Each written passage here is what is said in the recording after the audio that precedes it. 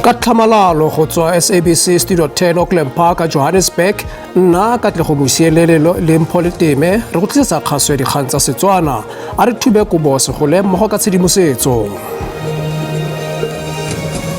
Mogaetso tse di kwa setlhoe mo kgasong eno solofela go utlwa fa moporesidente Cyril Ramaphosa a re ga go ka ke ga nna le tswelelopele mo setšhabeng kwa ntle ga go matlafadiwa ga basadi. We appointed General Kwanazi to lead the fight against organized crime. Puso ya rena le ditlapele tsa go lwantsha bosenyi jo bo rulagantsweng le tirisodikgoka ya digongwana.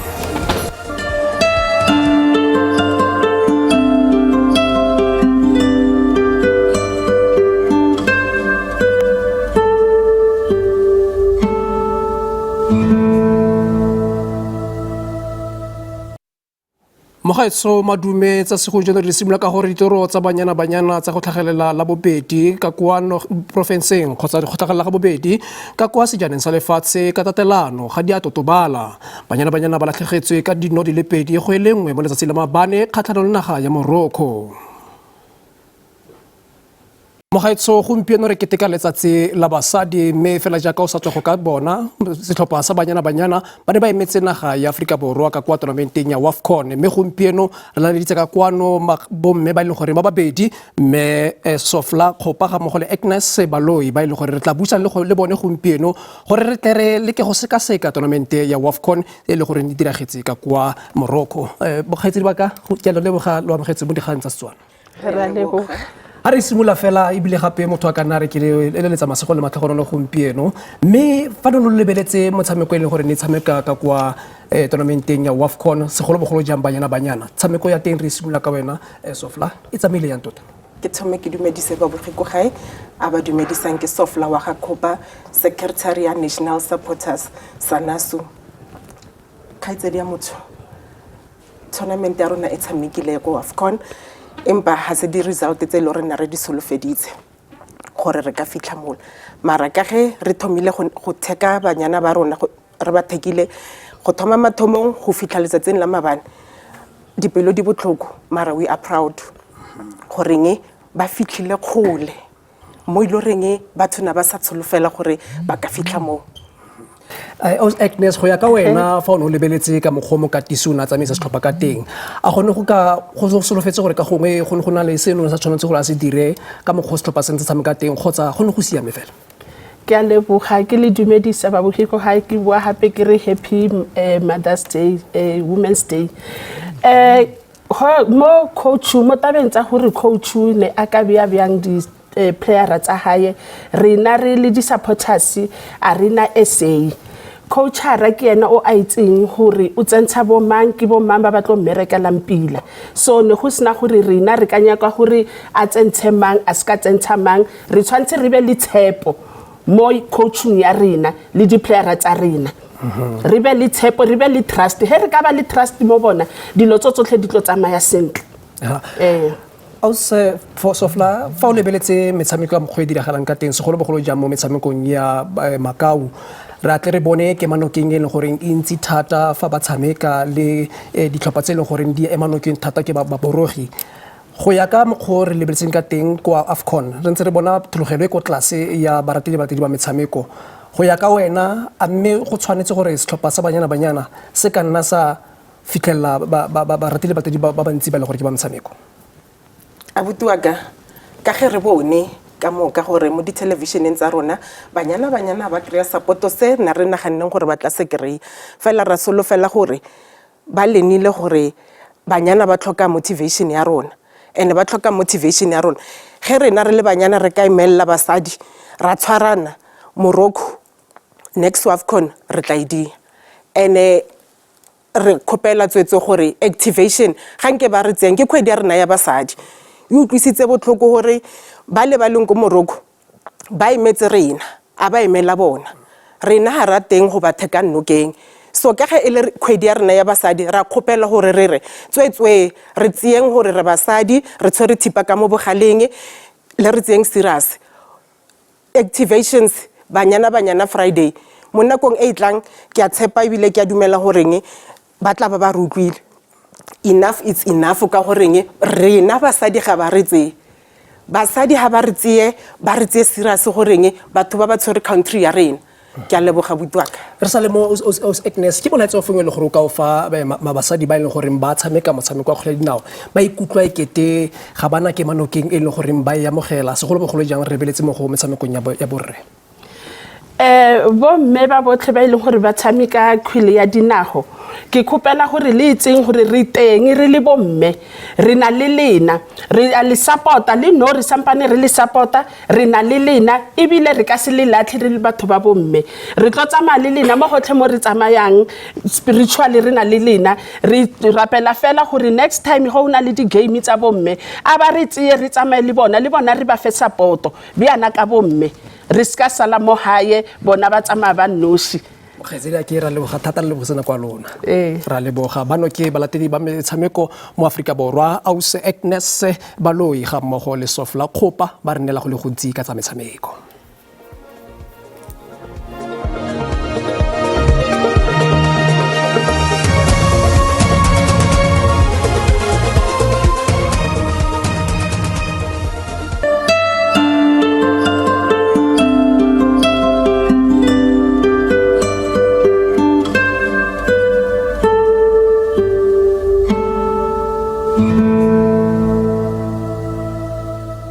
re boe gape re go amogela bogaetso be re tsweletse ka gore puso e beile kwa setlhoe ntwa kgatlhanong le bosenyi jo bo rulagantsweng le tiriso dikgoka ya dikgongwana jaaka matshosetsi a ntlha a tshireletso ya bosetšhaba mme a betse kwa kgaolong tse di amilweng dikgongwana diranta di feta dimilione go lwantsha seno tona ya nama o sa tshwere Fero Sechachaliya o rile lehuma le ditshono tse di sa lekanang tsa tiro di baka gore bašwa ba nne karolo ya dikgongwana o ne a bua kwa Rege Park kwa East Rand go latela thuntsho ya ditokolo di le pedi ya unity ya kgatlhanong le digongwana le baagi ba babedi ka la botlhano bosigo. We appointed General Mkwanazi to lead the fight against organized crime. Together with General Timpani, General Musikiri, and our strong provincial commissioners, General Mbeni. We have regular patrols, Minister, in Reger Park, and the anti-gang unit is permanently deployed in this area. We have further deployed additional resources and personnel to reinforce our operations and to also intensify the fight against gang violence. We cannot and we will not lose this fight. We are enhancing our intelligence operations, we are strengthening specialized operations as well as increasing our operational footprint to identify, pursue and bring those responsible for this violence to justice.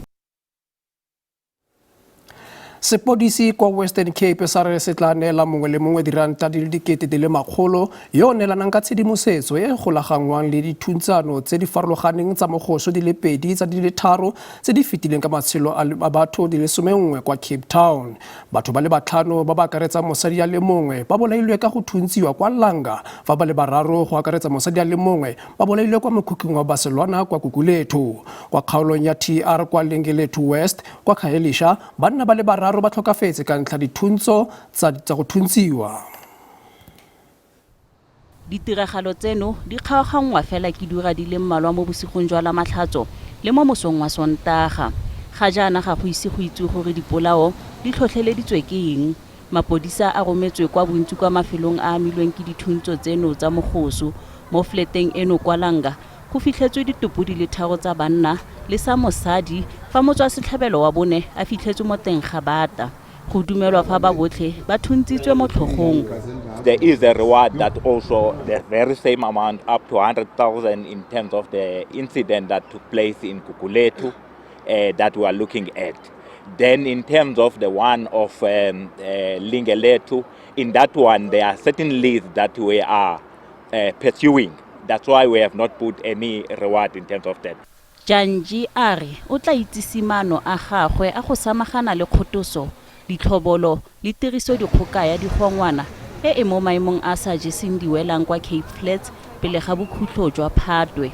Gun violence, it leads to all of these incidents. That's why it comes to the first, so that if we can outline what are we doing in terms of the gun violence. Dithuntso tsa mogoso kwa Langa e leng nngwe ya metsesetoropo ya bogologolo kwa Cape Town ga di a tlwaelega. The new commissioner must trample down on the issue of extortion first, because I think out of that, all of these things happen through that. And if we're able to solve that issue, then we look at the use of guns and illegal firearms that have been coming in and out of the Western Cape. Foramo ya selegae e lwantshang bosenyi e ikwetse go baagi ba ba ka tswang ba na le tshedimosetso nngwe le nngwe go itlhagisa. It shocked us because really, incident of this nature will not even happen in this. This is the small place. Ga go ise go tlhomamisiwe gore a gona le batho ba ba tshwerweng.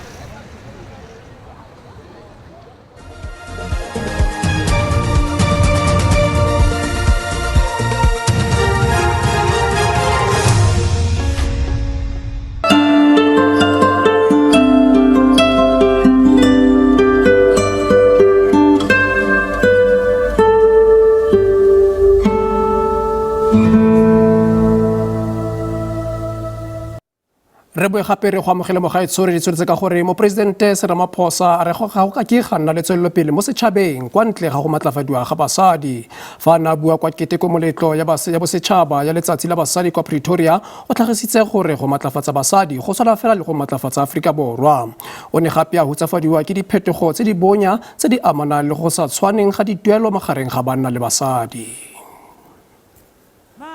Mopresidente Cyril Ramaphosa o gateletse gore Aforika Borwa e dira tswelopele go matlafatsa basadi go merero ya ikonomi. Puso ya re itlile go netefatsa gore e ema nokeng dikgwebo tsa basadi ga mmogo le bagwebipotlana ba basadi. Ramaphosa o tsweletse ka gore puso e tsweletsa pele dikgwebo tse di eteletsweng pele ke basadi go dikgato tseo dikgwebo di tsayang go tlhagisa le go romela thoto go batho mo madirelong a magolo a naga. There can be no progress in society without the empowerment of women. This is something that I believe in firmly. And this is something that I have dedicated myself to work to achieve. The women of our country must be empowered fully and completely. And I also say to the men of our country, the empowerment of women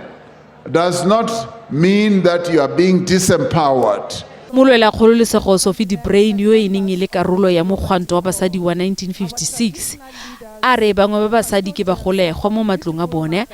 ka ntlha ya dikgwetlho tsa ikonomi ya loago tse setšhaba se lebaneng natso.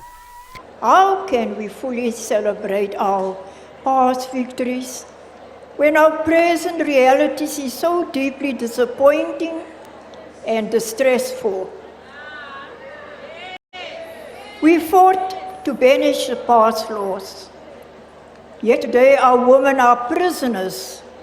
in their own homes. Gender-based violence continues to cast a dark cloud on our society. And every single day I weep for the girl child, the daughters, the mothers, and grandmothers who are abused, violated, and silenced. Mopresidente wa nakwana wa liki ya bomme Nokuthula Nqaba o ikwetse go mopresidente go aba matlole go thusa lesolo la tiriso dikgoka ya bong. Liki ya mogetse ka tlatsopedi go thapiwa ga ditokololo tsa khuduthamaga bosetšhaba ya letsholo la tiriso dikgoka ya bong. In the recent past, our government made commitments after the declaration of the gender-based violence and femicide as a national disaster, but there was never any funding for the implementation. We had several engagements with government departments, including the IMC mandated by the President on GBVF. Mo lekgotla wa Palamente Thoko Didiza a re ga gona setšhaba se se feletseng se sena basadi. Basadi le bone ba ikwetse gore bonnyane diperesente di le 40 tsa theko ya dithoto tsa setšhaba tse di dirisiwang go dikgwebo tsa basadi di tsengwe tirisong go itlhaganedisa matlafatso ya basadi go lephata la ikonomi. Basadi ba Afrika Borwa ba tlosa maparego a kileng a bo a tlhodilwe ke paka ya melao ya tlhaolele e neng ba thibela go nna beng ba mafatshe, matlo le dikago. Jaaka naga e keteka dingwaga di le 30 tsa melaotheo, bontsi jwa basadi ba ba nang le matlo ba na le sengwe se ba ka nnang motlotlo ka sona, mme se ke ka ditebogo go melao e mešwa ya naga.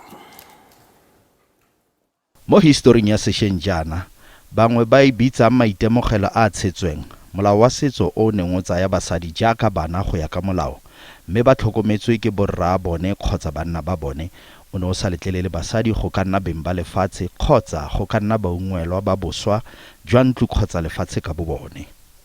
Ba ile ba tseba gore ga ke na monna jalo go batlega ngwana moshimane go bana go na le gore rona re ikemele. Molaotheo wa 1996 o ne wa tlhomamisa tshwanelo ya tekatekano le go phimola molao o neng o kgetholola go ya ka bong, mme se ne sa tlhagolela tsela ditshwanelo tse di lekanang tsa go nna mong wa lefatshe kgotsa ntlo.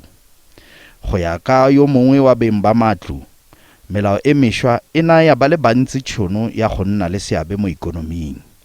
Ena le mogatse ke beng ba matlo a le mmalwa. Re bokeletsa di assets tsa rona under the family trust, and then re be re ba le company e leng hore ke yona e ranang kgwebo yane ya rona ya di properties under the trust. Mong wa setlamo sa thekiso ya ditsha, matlo le dikago, Annette Castleman, a re basadi ba merafe yotlhe ba ne ba kgethololwa. I know in the olden days, I can't think of any relative of mine, like a granny or a granny before that ever owned their own properties. So I think that's a great thing how everything revolved or evolved and empowered women and gave women the opportunity to own their own real estate. Tshepiso Lebiane o ithutile mo go rraagwe yo o neng a na le dingwaga di le 40 a le mo lephateng leno. O dumela gore go nna mosadi mo lephateng le pele le neng le laolwa ke banna ga go bonolo. Go bomme ba fitileng ba re beileng mo re leng teng today, re a leboa, re a le bona, ra amohela ebile ra leboha ka lona, ha ine se ka lona nka be re sa dula mona. Ka 2018 kgotlatshekelo ya molaotheo e ne ya phimola ka gangwe molao o neng o tlamela gore basadi ba gobelelwe go na le banna fa go tliwa mo ntlheng ya go nna beng ba mafatshe le dikago, mme se ne sa tlisa ditshwanelo tsa basadi tsa go nna beng ba matlo le lefatshe mo Afrika Borwa.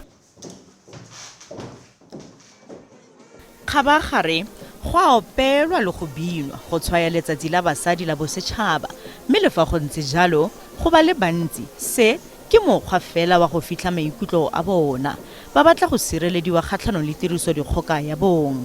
If there's a place where we feel safe, I think we can be able to vent and talk about our problems. If you see a man that is showing you the other side that you don't know from the first time, you must change and leave that man, because one of a good day he will kill you. Basadi ba le bantsi ba lebanwe ke kotsi ya tiriso dikgoka ya bong kwa magaeng a bona. Baeteledipele ba segosi le bona ba latlhetsela motlapitsong mo morerong ono le go solofetsa fa ba tla rwesa banna ba ba sotlang basadi maikarabelo. There are many of our women, especially in our rural areas, who are still abused physically, emotionally, even financially. What we want to encourage those women, when we encounter that, please come to us in the royal family. We'll make sure that man is called to account, because those days where women are used as punching bags or as a tool of a man is over. Even if you have married that woman, she's not your property. Tshekatsheko ya itekanelo le tshedimosetso e ka ga ketletso ya dikgwebo tsa basadi di ne di le kwa setlhoeng sa tiragalo eno. The president must